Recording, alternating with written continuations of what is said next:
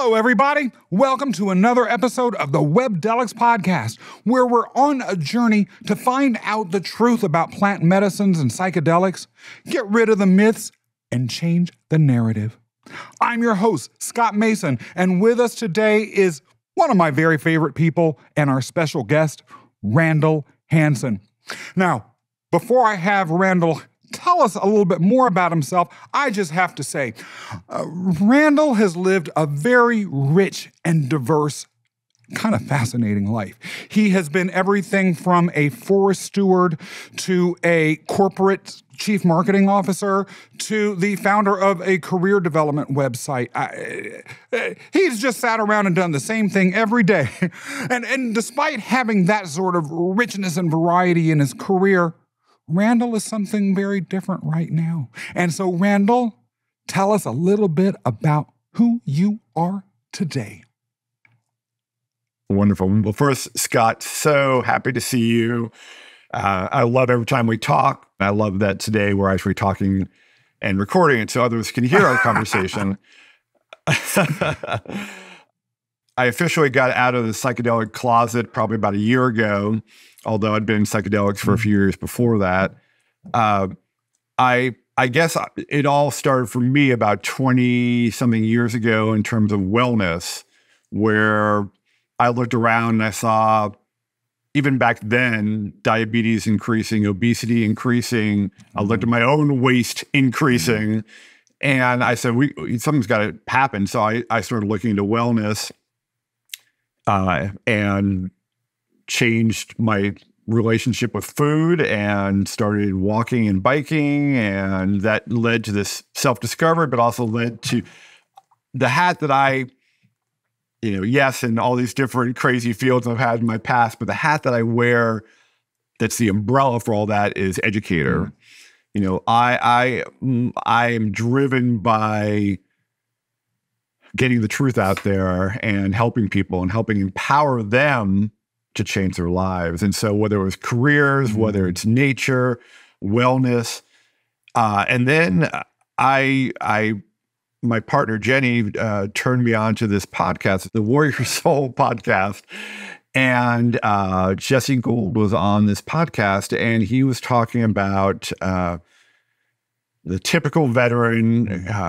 He was an Army Ranger, came back and thought he was fine, went back, went to Wall Street to continue this great career that we all have in our heads that we think we should have. Ended up self-medicating. And the punchline of the story was, he said, I went down to Peru and I had this psychedelic tea called ayahuasca. And I said, what the heck is ayahuasca? And that then led to, of course, sparked the educator part of my brain and delved into that, and also became incensed at, how poorly we treat these veterans who come back who've, again, regardless of how you feel about war or police actions or anything like that, it's still are people over there risking their lives. And so to bring them home and just have the VA say, here's a handful of pills, good luck, goodbye. When these men and women are suffering. So that just incensed me more and made that educator, ramp up even more. And so that's where I am today. My thing is Dr. Gabor Mate is sort of a mentor of mine, and his view is that we have all experienced trauma in our lives, all the varieties, the whole spectrum of trauma, and a lot of us are just unaware of that trauma, which fuels some of these angry outbursts or emotional outbursts or just so many things we're seeing or helping cause depression, anxiety, and these things. So that's who I am. My mission is I just want to help people heal. I want them to help find that joy again in life, which is why this topic today, the inner child, because that's where a lot of our joy comes from. And if we're traumatized as a child, that joy kind of gets locked up with that trauma. So I'm excited to be here. And again, I just love you, Scott. And I'm just really happy with the mission of Webdelics and doing these podcasts to spread this message and hopefully destigmatize psychedelics. Well, I got to say, the fan club is mutual, and Webdelics loves you right back. Yo.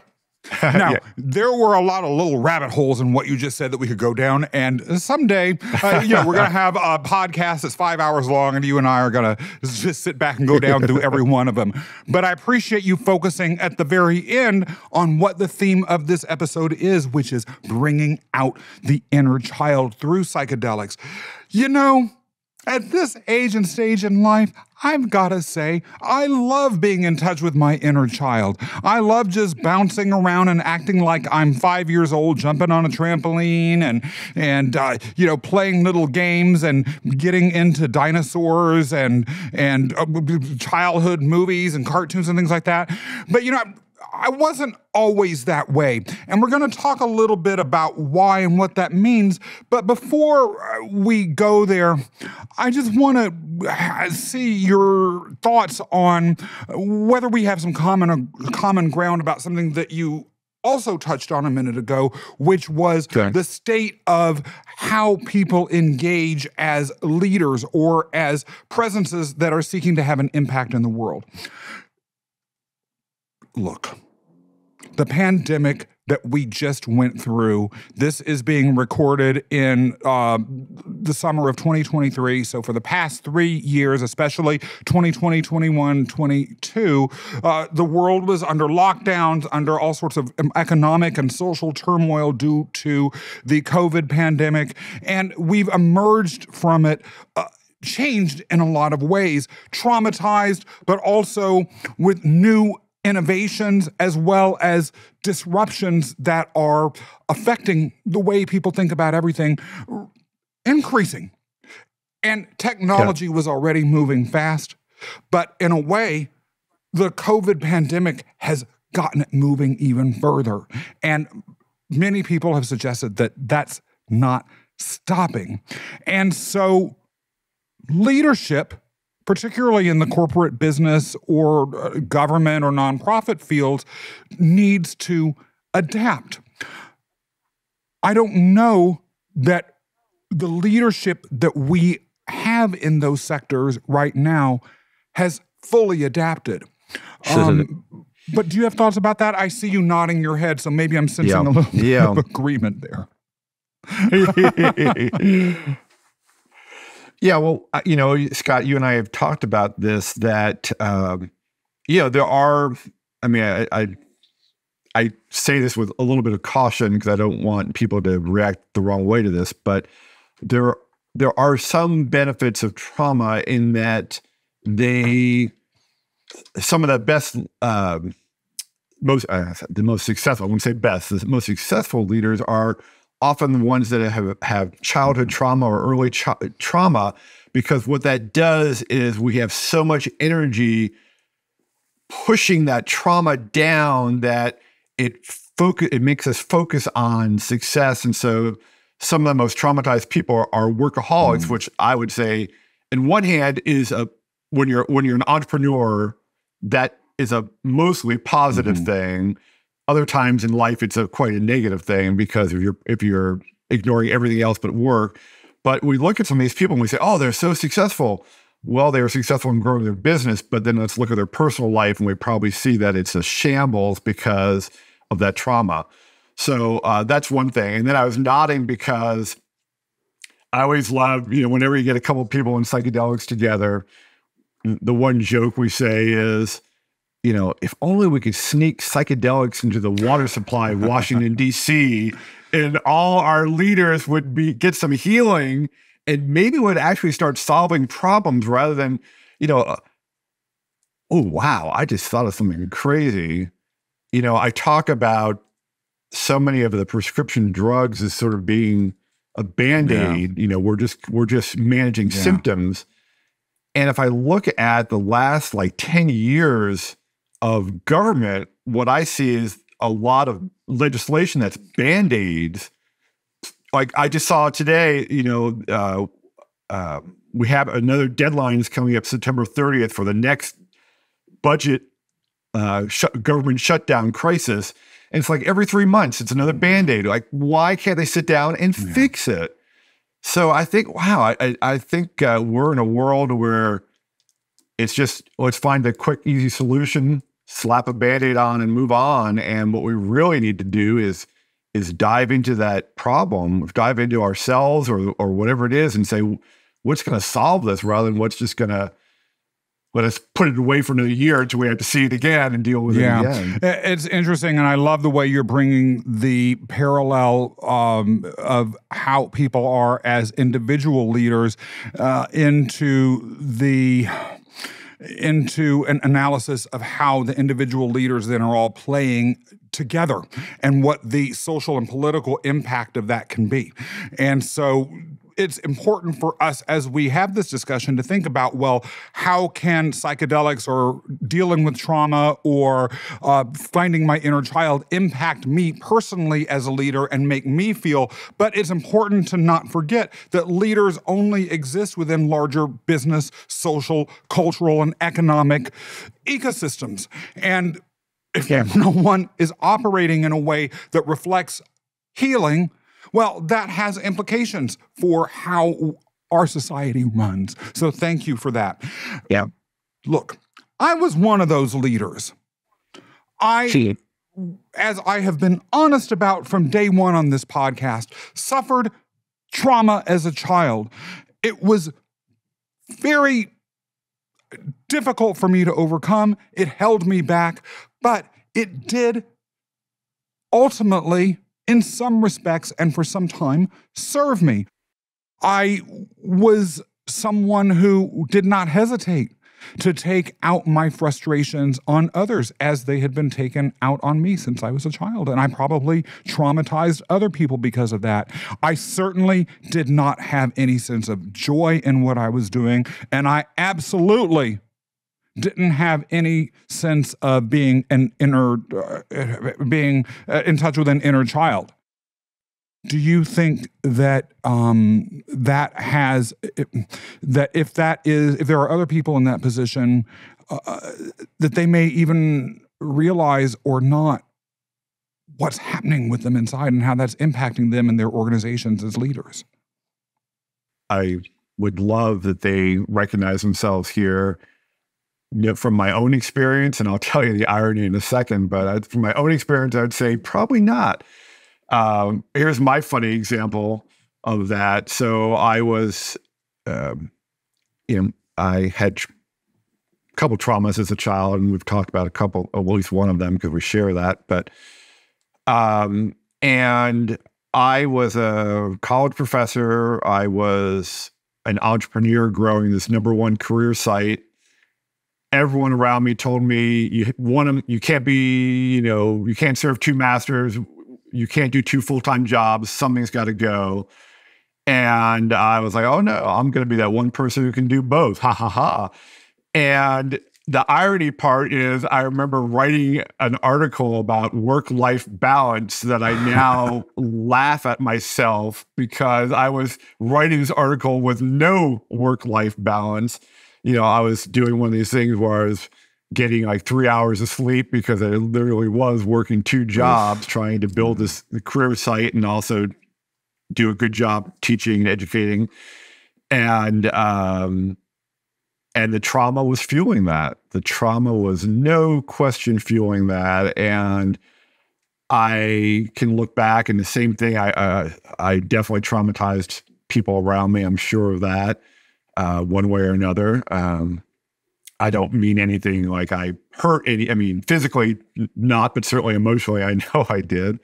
I wore multiple masks, which, I was the happy ran here and the corporate ran here and the educator ran there and whatever else. And it's exhausting. Like you said, you're tired all the time. It's tired carrying this persona or multiple personas of the successful nonprofit leader or the successful business leader or the successful senator or whoever they might be. It's just a folly that we convince ourselves and we keep and how we do that is keep reaching for that next rung. I'm sure you do that too. Like, well, I've achieved this much, but there's another rung. I need to get to that next rung. It's sad, but it's also wonderful when you do find that healing, because it completely changes your perspective and helps to see yourself in a totally different way and see some of those relationships, like you said, and instead of being gleeful about, oh, how I stepped over those people to succeed, you feel like, oh wow, I feel like I need to reach out and say sorry, for what I did. Yeah. So I get it, yeah. Well, and that goes as to my next question, which is, am I hearing you say that if I am a leader in whatever sector I'm leading, and I'm feeling stressed, I'm feeling burned out, I'm feeling tired, I'm feeling disconnected from my work, or, God forbid, I'm feeling glee because I stepped over someone or I was able to assert power over someone. Maybe it is time for me then to consider some sort of healing modality, and included in that toolkit, maybe I should be considering psychedelics. Is that what you're saying? That's exactly what I'm saying. Yeah. I find, it's funny, in psychedelics, we talk about the medicine finds you. So all of a sudden you see a podcast about psilocybin, and then a friend says, oh, did you know about magic mushrooms? And someone else says it, and you're like, okay, the universe is telling me something. Well, so for me, I was still crashing and burning, looking successful on the outside, crashing and burning on the inside. And all of a sudden I just got this, and this is, pre-psychedelic, so it wasn't in a journey. It was just some kind of I really think the body, the brain knows, and you just have to listen to it sometimes. So I just got this, all of a sudden I just got this message. You need to move away, and you need to buy land, and you need to live in nature. Now, I had loved nature as a kid. I thought I was going to be a U.S. Forest Service ranger. And so, but it had been years since I'd been separated from nature, lived in the cities and in suburbia. And so at first I kind of ignored it, and then it just kept getting stronger and stronger. And I started looking at it. And then I actually I was in Florida at the time. I actually flew up to the PNW, found a realtor, looked at land, and everyone in my life said, he's having a mental breakdown. He's losing his mind somehow. And I couldn't even explain it. But I found out, so I went and bought this land.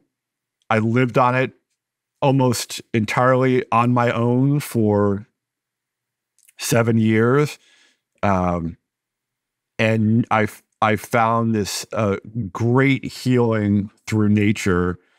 And so my point is, you don't know what the sign's going to be, but you need to start paying attention to those signs around you. Because I said, I never in a million years would have guessed nature was one of my key healing modalities, and I never would have paid attention to that. I was a full professor at the time, so everyone's like, you're crazy leaving. Once you're a full professor, that's the highest rank you can have. You can basically almost not get fired from a university when you have that level.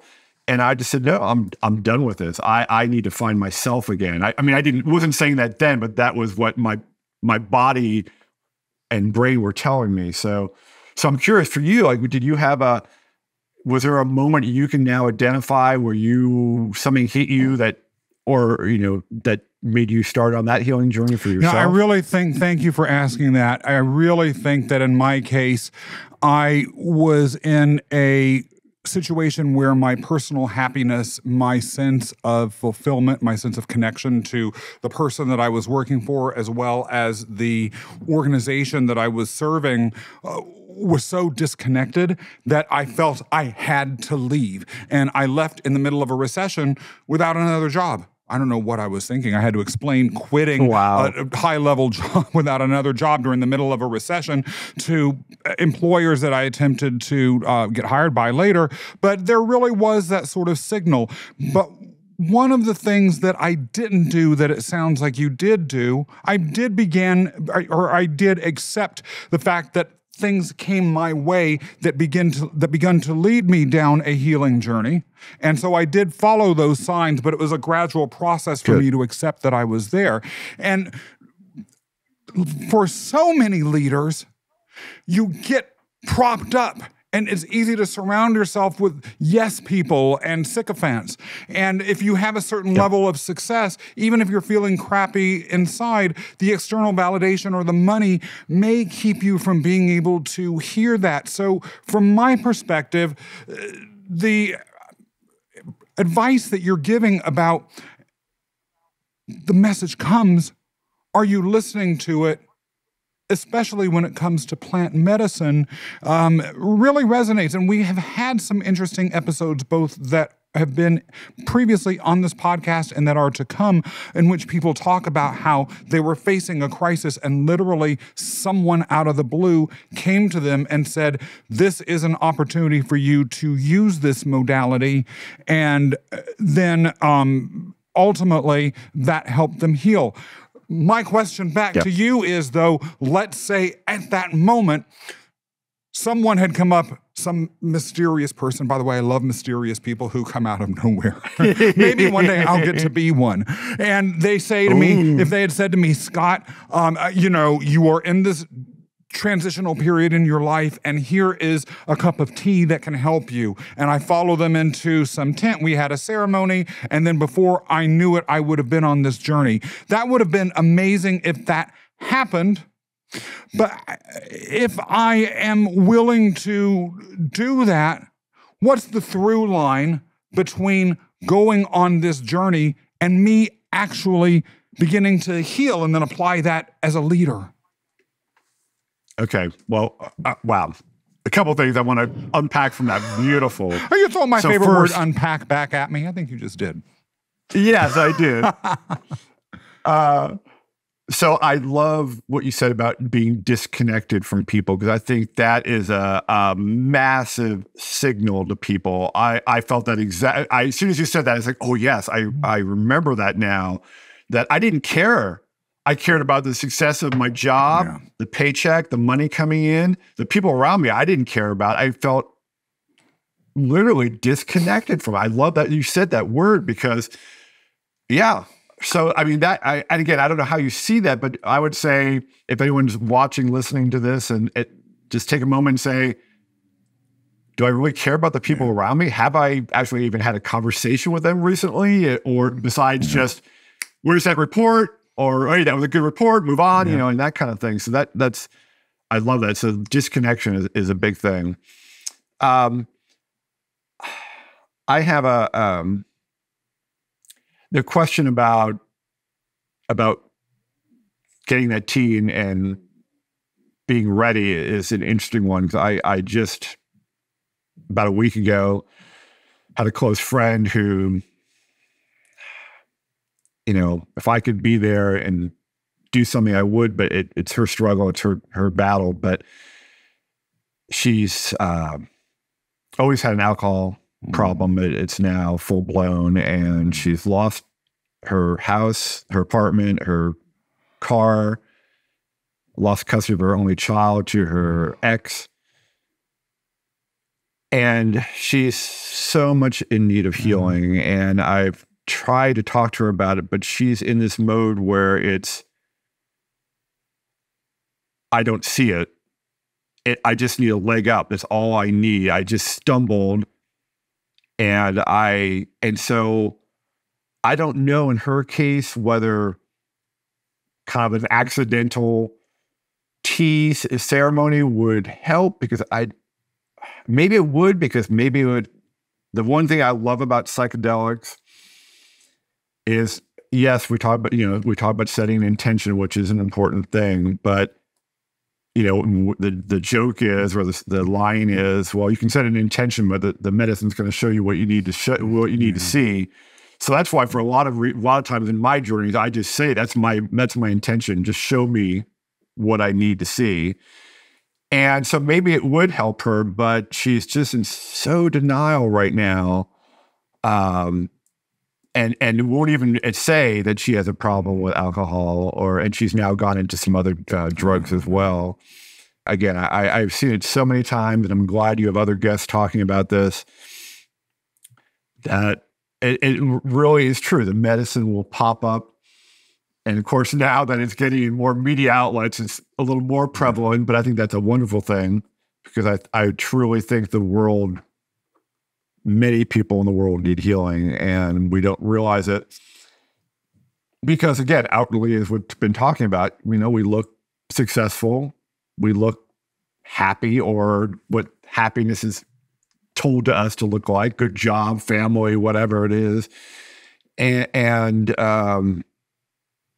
if I just had this vision the other day about, so you younger people listening will have to do a search on this, but I think about the movie from many years ago, Blue Velvet. I just lost the director's name, but it's this movie where out on above the surface of this town, the grass is green and everyone's happy and smiling, and then he goes below the surface and you see the rotten, in the core. And that's what trauma, that's what this, especially childhood trauma, does to us. It just, we think we can I had a moment in my story where I said, nope, I'm closing my heart to that. I don't love that person anymore. I'm done. It's locked up. Trauma over. Go on with my life. And no, with that trauma, when you do that, it's just rotting that part. And that's why that healing is so important. Randall, one of the things that I would like to explore in a little bit more depth is, it's one thing to use psychedelics to heal. And I'll define healing as moving past your trauma, or at the very least, putting in the appropriate place the maladaptive ways that you might be responding to the world because of that trauma. It's another thing, though, and to me it feels like it might be another step to unleash your inner child. And so I'd like to talk a little bit more about what you mean when you say unleashing your inner child. And then maybe after that, we could talk a little bit about what that might look like and how you can begin to do that, and how that might play out in your life. But one question at a time. What does that even mean to you, Randall? Does it mean I have to pull out my A-Team doll from the 1980s and start playing with it again when I'm at work, or pretend to be Luke Skywalker when I need to really, be sitting at my desk and getting a report out? Well, I will say I just saw that if I had kept my G.I. Joes from when I was a child, they probably were worth about $300 right now. So I'm like, well, I should have kept those. The inner child work, I love the inner child work because it seems like as soon as we're 17, 18, we are told you're a grown up, kick you out of the house, get a job, go on to college, go to the military, whatever it is, and you're an adult, and now you have to, grow up, act like it. In fact, in my household, my dad was definitely the authoritarian, the logic, quick temper, quick punishment. And so, but I can't tell you how many times I heard from him, and I will say about 1 billion more times than I ever heard "I love you," was grow up, grow up, grow up, grow up. So we're, and I don't know how different others are, but society tells us that too. So we're so quick to rid ourselves of some of these childhood joys. And I agree. I mean, I one of the greatest memories of this trip, my wife and I did this little, we're blessed to do this trip where we took a trailer and went around the country for 2 years. And one of my greatest joys was this little campground that had one of those old, I don't know what they're even called, the little spinning wheel that you run and you jump on and spin the wheel like crazy. And we jumped on that. We're laughing and singing. And again, that was just this. So the inner child work is one, going back to a specific period. So you can use the psychedelics, so your intention can be, I have some mixed memories around the time I was 9. So my intention is for the psychedelic experience. I want to go back and meet my 9-year-old self and have a discussion with my 9-year-old self, and then hopefully pull some of that 9-year-old back into me as the adult Ran. And to me, those are the experiences where we can connect to both the trauma that might have happened in our childhood and remove that and see it from our adult brain and realize that it wasn't our fault, or that we can now forgive the person that did that to us, and a realization of how that trauma affected us through our life. But the other part is then also, because hopefully, I can't say this, but hopefully most of our childhoods have at least moments of joy. I can't say, I know there's some horrible childhoods, but hopefully, and so that's what psychedelics do. Let's go back to those moments of joy and feel those emotions again, which we might not have felt for 30, 40 years. One of the first things my partner, Jenny, and I did when we moved up here is we bought a karaoke machine, because we found on the road trip, while we're total introverts, so we were scared as heck to do it. And it took a few glasses of wine or some microdosing to get up there. But it was such a joyous moment, and especially now in our own little house, to do it and just sing and stomp and dance and just laugh at each other. And it's wonderful and such a release. And it's, and even if I still had a corporate job, I think I would still, and especially find ways to use my vacations to have like an inner child week where I would just, I live in this little town here that has a lake, and all these people that come here came here as children. And so it's this generational thing, and their grandparents bought the original cabin they stay at. But it's that inner child. They come back every summer to have that joy, at least even if it's just for a week. And so that's, I think, when you're on that healing journey, that's the great part about it is using the, and like you said, there are other modalities to do it, but psychedelics are the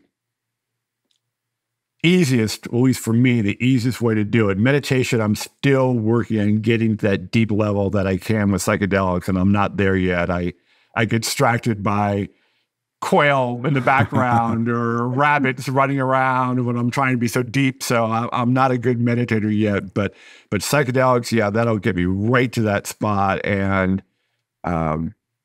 it's not a scary thing. Like I said, that's the one really interesting thing about psychedelics, as I know, you've talked to others about, is that you're just sort of a witness watching these things, but you can also interact with those things. One of the stories in my book is about this guy Todd, who in his journey talked to his younger self. I think it was 12 or 13, and had this brilliant discussion with himself, and came out of that so much more self-aware. And that's the other part. Besides the joy and those rekindled moments of levity, it's that deeper understanding of ourselves. And oh yeah, I remember. Why didn't I follow that joy I had when I was 12 or 13, and saying, well, maybe I can just still do that now. The other really common thing with healing, especially through psychedelics, but all healing, is, again, when you reconnect with that core of who you are. I still haven't found that right word. I call it true self or authentic self, but authentic's been overused by everybody. But the thing that's so amazing to me is so many people after the psychedelic or healing journey change their jobs, change their career. They realize, whoa, even if they've been in that same job for like 30 years, they look back and they said, that never fulfilled me. That was just an income. That was just whatever. And so that's the other thing, amazing thing to me is that you can totally transform who you are through healing, through psychedelics. I love hearing that, and I've got to use that as an excuse to advertise the episode that we have with a guest by the name of Mike Momola, who literally talks about psychedelics as a way of finding professional freedom.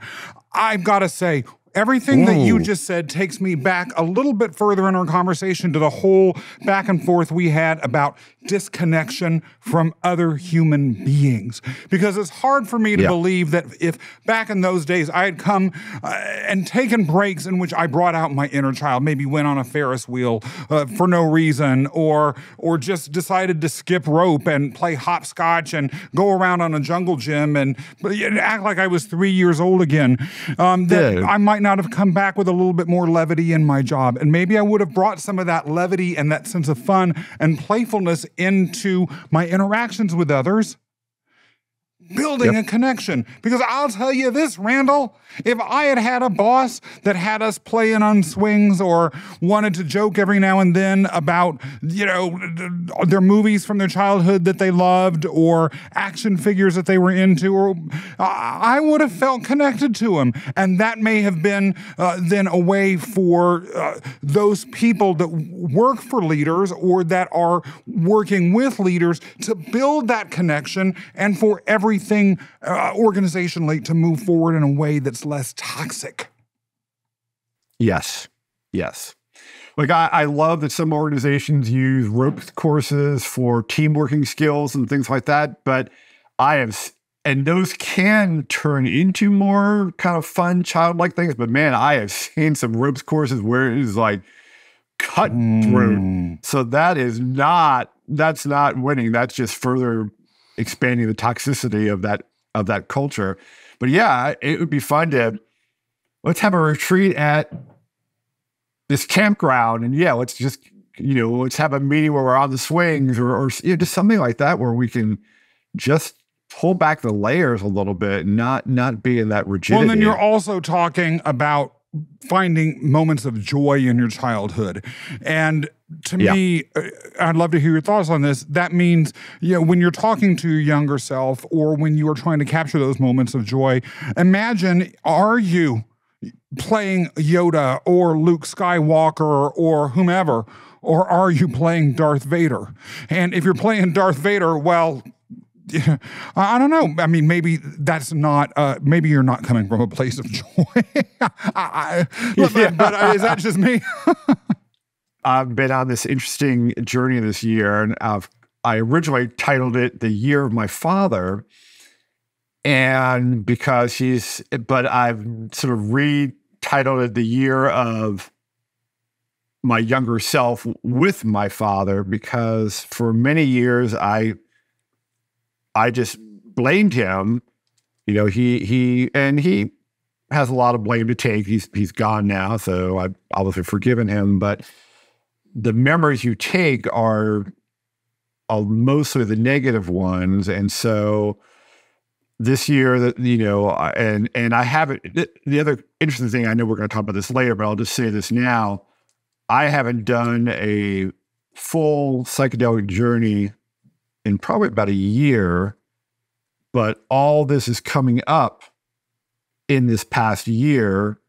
So we'll just say for now that psychedelics have long-lasting effects. It's not just one journey and you're done and that's it. And I know we want to talk about that later. But anyway, so this year has been not erasing all the negative stuff that he did to me and my brothers, but it's been finding the joyful moments with him.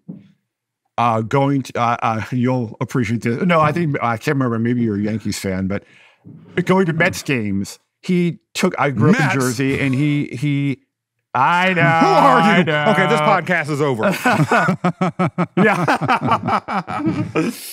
But, he took me to a couple Mets games, and I remember and so going back and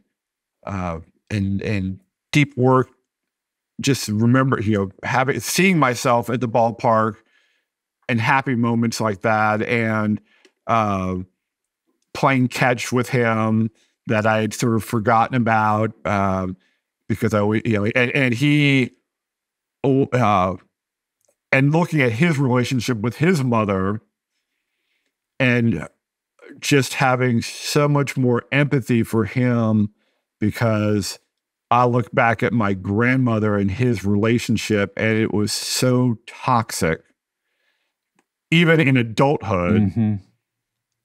and that I couldn't imagine her as a mom to children when they were younger. He had a brother.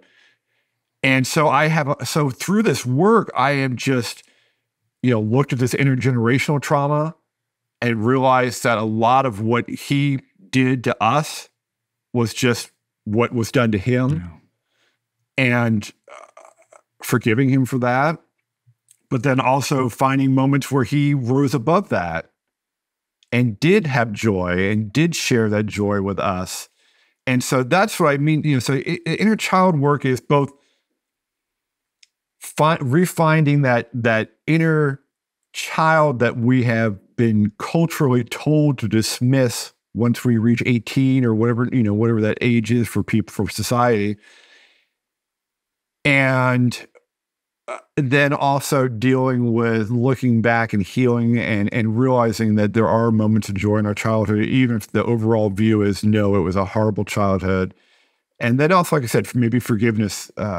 To me, healing, a big part of healing is forgiveness, forgiving yourself for anything you think you did, but especially forgiving those who did that to you, because that has to be part of the healing journey. You have to release that trauma.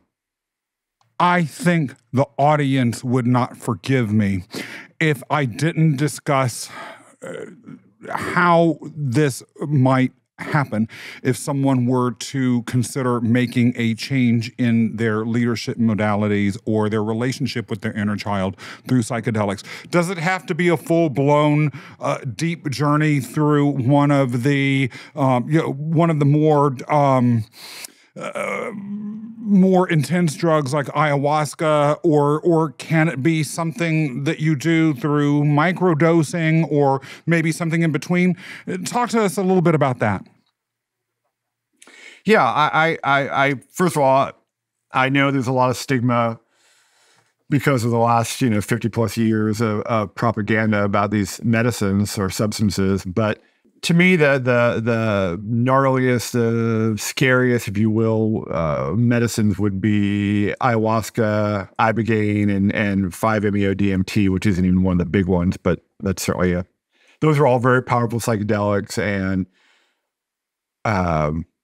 they work wonders for people that have things like addiction or deep depression, treatment-resistant depression, and we're still discovering all these different treatments, but microdosing, such a powerful impact. A microdose is a much smaller, 1/10 typically